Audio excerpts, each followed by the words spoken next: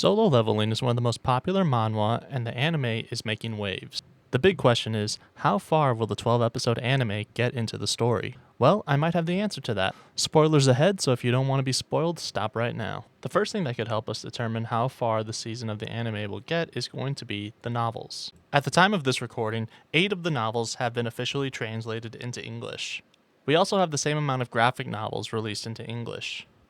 Now, the anime at the time of this recording is halfway through its run, and we are in the middle of an incident that happens at the end of the first novel. With the rate that this is going, we are going to end somewhere in Volume 2 of the novels, and at the end of Volume 3, or the start of Volume 4 of the graphic novels.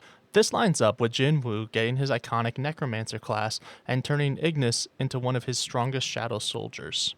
I think that this is a natural stopping point, and it makes sense to have the first season be the build-up for Jin-woo getting the title of Shadow Monarch, and then having season 2 be where he starts to come into these powers. Now, most of what we see in season 1, and in the early novels as well, is Jin-woo building up his stats, and he doesn't really have any special powers at this point.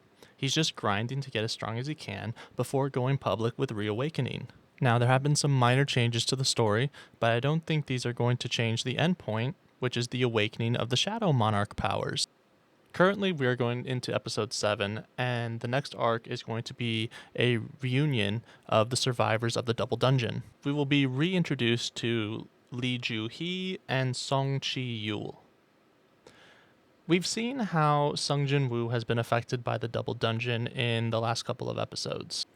We've also seen how Lee Ju-hee has been affected by it, and I think next we're going to see more about how Song Chi-yul has been affected. This will wrap up a little bit more of the loose ends from the Double Dungeon. We won't get a full resolution until way later, but for now, this is the best we're going to get. The anime has also subtly dropped hints as to who the villain is going to be. They've introduced them a little earlier than they did in the novel and in the graphic novel. And one of the things that I like that the anime is doing is they are bringing in characters that are going to have more of an impact later on. And they're bringing them in slowly and subtly, which is really nice. Because right now, they haven't really deviated from the main storyline. We've seen Hunter Cha, and we've also heard her name mentioned, especially in the last episode, in the A-rank dungeons. So it's going to be interesting to see if they do anything more with her and give her a bigger role than they did in the actual novel and in the graphic novels. My guess is that episodes 7 and 8 are going to be the Dungeon and Prisoners arc. This is the arc where we start to see Sung Jin-woo come to terms with the fact that the stronger he gets, the more and more of his humanity he loses. The final arc of Season 1, in my opinion, is probably going to be the job change quest. And that leaves us with 4 episodes for Sung Jin-woo to go and get his Necromancer class and then upgrade it into the Shadow Monarch, and then that will wrap up the season. I can see the battle with Ignis taking up a full episode, potentially 1.5. This will also serve as a really good start to Season 2 because this is right after Jin-woo gets his powers and moves into arcs that focus on the monarchs and the rulers.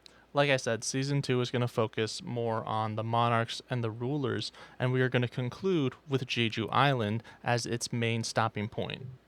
I honestly think that the anime is going to have 3 seasons. If we keep going at the rate that we're going, I think that's going to be more than enough to keep up with the pacing of everything without getting too bloated. If the show really pops off, they could always animate the sequel series and the epilogue chapters if they need additional content.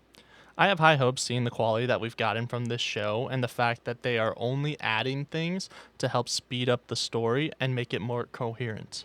If anyone wants me to go over what these changes are and what I can see them changing in the future, please let me know in the comments.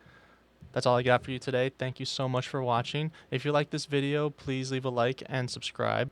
I'll be doing more solo leveling videos in the future, focusing on how the novels and the graphic novels are adapting into the anime. I'm also working on a list of manhwa that you should check out if you like solo leveling, so stay tuned for that. Thank you so much for watching, and catch you later.